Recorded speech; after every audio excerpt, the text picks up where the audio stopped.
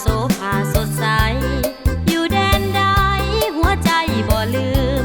แสนซาบซึ้งดังเสียงกล่อมแม่เอ๋ยแสนซาบซึ้งดังเสียงกล่อมแม่เอ๋ย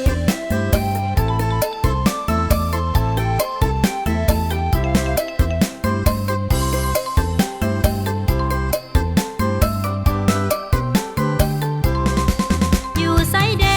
จะเหมือนบ้านเฮาอยู่บ้านเฮามีความหักใคร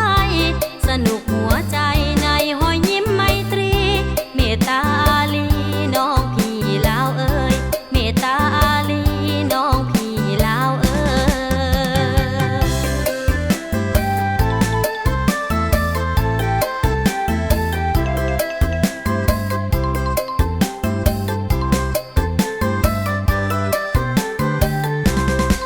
จะอยู่ไสอยู่ใกล้หรือไกลอยู่แดนใดยังคิดฮอดบ้านเฮาเสียงแค้นเจ้าลาวเอ๋ยก้าวไป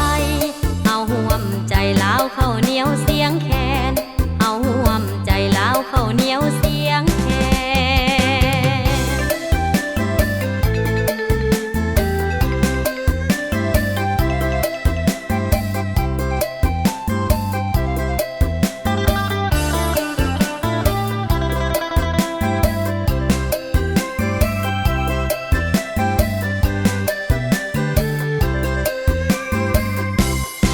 ฟ้อนลาวแผนแสนนิ่มนวลงามตา